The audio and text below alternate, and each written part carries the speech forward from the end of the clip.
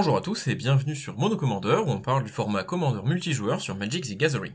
Aujourd'hui, après les spoilers Strixhaven et à la fin de la semaine de spoilers de Commander 21, pour laquelle j'aurai sûrement une vidéo un peu spéciale qui arrivera la semaine prochaine, on part sur un tout autre sujet mais qui me tient à cœur et qui va parler du Custom Cube Commander qu'on est en train de créer avec plusieurs membres de la communauté du Commander FR sur le Discord MTG Commander. Je vous en parle régulièrement, je vous en ai déjà parlé en début d'une vidéo il y a quelques semaines, mais si je fais cette vidéo aujourd'hui, c'est pour essayer de vous motiver à vous faire participer à son élaboration, et puis de vous montrer un peu plus concrètement à quoi cela ressemble. On a déjà un bon paquet de cartes qui ont été design, et je vous mettrai à l'écran ces cartes tout au long de la vidéo, pour vous donner envie de vous aussi pouvoir en créer et les inclure dans le cube. Qui aura pour but, je le rappelle, d'être draftable en ligne, mais aussi en papier si vous voulez l'imprimer, comme Commander Legends, et est disponible sur Cocatrice. Je vous mettrai aussi en lien dans la description la liste complète des cartes qui ont été validées et qui s'actualisera au fur et à mesure que d'autres cartes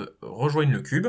N'hésitez pas à y jeter un œil de temps en temps si ça vous intéresse. Le cube sera constitué d'environ, pour le moment, 500 cartes, le rendant draftable à 8 joueurs, pour créer des decks de commandeurs de 60 cartes, commandants compris. Il en reste à peu près les 2/3 à faire. Plus on sera nombreux, plus on peut avancer vite, et en ce moment, certains des débuts se sont un peu lassés et la cadence a un petit peu ralenti avec les spoilers, même si les designs se poursuivent. Rejoindre le cube n'implique en rien du tout, vous pouvez participer quand vous le souhaitez, aller et venir comme vous voulez. Le seul critère qu'on demande est de rester respectueux envers les autres et d'essayer de donner son avis constructif le plus possible quand on vous le demande, c'est ça qui rend l'expérience intéressante. Cet ensemble de 500 cartes qui constitue le cube sera à drafter par booster, il faut encore qu'on définisse le nombre de cartes qu'il y aura par booster et combien de pics à faire dans chaque booster, même si j'ai déjà une petite idée là-dessus. Chaque carte sera présente en un exemplaire dans l'ensemble. La rareté des cartes n'a donc pas d'impact sur leur présence ou non dans la draft. On a déjà défini au fur et à mesure des designs, sans les prédéfinir avant de commencer à designer, les archétypes principaux du cube, 10 tricolores, 10 bicolores, et puis il y aura aussi des commandants 5 couleurs qui permettront des archétypes un peu plus généraux, voire tribaux. Je vais vous détailler un petit peu les archétypes principaux, qui sont les suivants. En Esper, blanc, bleu, noir, on retrouve une thématique instant et sorcerie et basée sur la mécanique de l'imprégnation, ou Splice Onto, qui permet de donner les effets des éphémères à d'autres éphémères comme on avait dans Kamigawa avec l'imprégnation d'Arcane. Pour Grixis, rouge, noir, bleu, c'est une thématique sacrifice qui est mise en avant et avec un sous-thème pirate qui a l'air déjà bien prononcé. Côté jaune, c'est quelque chose d'un peu plus étrange pour la tricolorité. On est plus sur une thématique du vol temporaire de permanents ou de la copie des capacités ou des effets des permanents. Les commandants sont un petit peu étranges pour le moment, mais la thématique a l'air très prometteuse. Côté Naya, on est plus classique avec un archétype besto et enchantement qui permettra de mettre nos créatures les uns sur les autres et d'en faire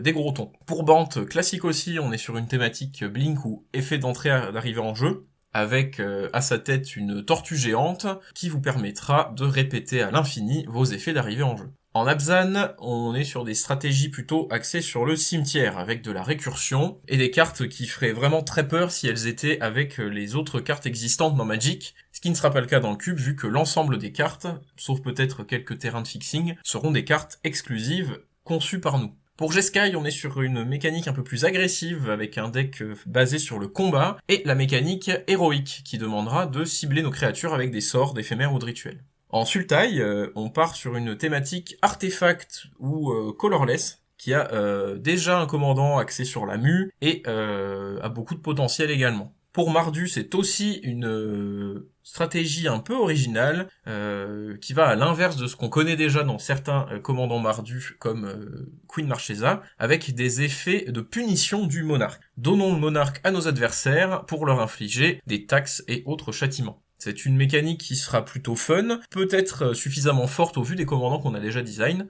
à voir ce que ça donne une fois fini. Témur est pour l'instant une des mécaniques qui fait le plus peur avec un jeu avec l'exil. On reprendra nos cartes depuis l'exil, on pourra leur faire des allers-retours entre exil et cimetière, à surveiller, on est dans une mécanique toujours un peu particulière. Voilà pour les 10 archétypes tricolores. Pour les archétypes bicolores, ils s'incluront en général assez bien dans les tricolorités, mais ont aussi leur identité à eux bien définie. Côté Azorius, on sera plutôt sur les bénéfices à engager les créatures adverses. Côté Dimir, quelque chose qu'on n'a pas trop vu dans ses couleurs, on est sur une thématique véhicule qui est bien marquée. Rakdos sera concentré sur le combat forcé. Gruul classique sera tourné autour de la force 4 ou plus avec la mécanique Ferocious qui sera dans le set. Selesnya sera concentré sur les auras, mais on a fait attention à bien travailler les auras dans le format pour qu'elles ne soient pas trop faibles et que l'archétype soit jouable et de bon niveau également. Côté Orzhov, on est sur une mécanique compteur +1/+1. C'est assez marrant parce que finalement il y a plein de thématiques qu'on a fait dans le cube qui n'étaient pas vraiment habituelles dans les bicolorités et qu'on retrouve dans Commander 21 et Strix7 alors qu'on a commencé avant les sets concernés. Avec Orzhov c'est bien le cas, on retrouve vraiment la trace de Silver Quill qui met des compteurs un peu partout. Pour Izzet, la mécanique principale sera Encore, qui est une mécanique qu'on aime vraiment bien de Commander Legends et qui permet de faire pas mal de choses.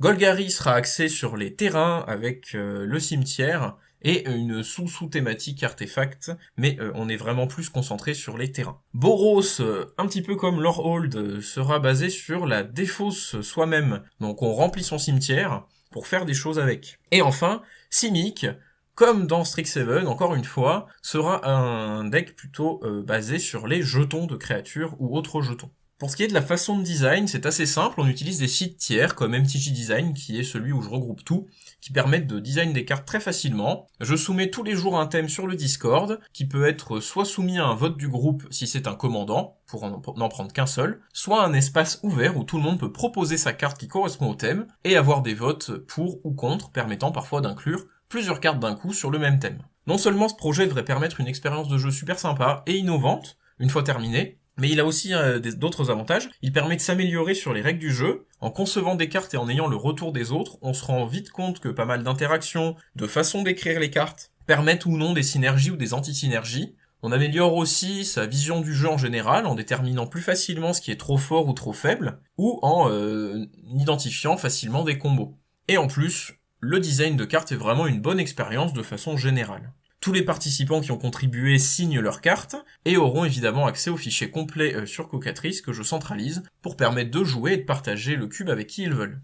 C'est vraiment un endroit sympa où on discute souvent des cartes et le résultat final devrait arriver dans quelques mois si on garde la cadence et qu'on a du monde qui nous rejoint. Si le projet vous intéresse un peu plus, n'hésitez vraiment pas à le rejoindre et passez même une seule fois pour voir un peu ce que ça donne. Pour ce faire, vous rejoignez le Discord qui est en description, et une fois que vous aurez signé l'accueil sur le serveur, il faut simplement se rendre dans l'onglet Cube Commander, catégorie Info, que vous pouvez voir ici, réagir en cliquant sur le masque de démon, après avoir lu le paragraphe en info, qui sont pour la plupart résumés dans cette vidéo, et hop, tous les nouveaux onglets apparaissent et vous pourrez participer. Comme j'ai déjà dit, c'est un projet qui me tient à cœur et que je régule de près. Je voulais vous en reparler aujourd'hui de façon un peu plus détaillée pour vous donner envie. Ce sera tout pour cette vidéo. Je sais qu'elle ne ciblera pas la majorité des gens, contrairement à d'habitude. N'hésitez pas à me faire vos retours sur ce que vous en pensez, si vous aimeriez voir peut-être des cartes qui sortent du cube de temps en temps, qu'on en discute, qui sont après tout des commandants custom, et ça peut en intéresser certains par moment. Je vous retrouve bientôt pour une prochaine vidéo. C'était Monocommander, bye.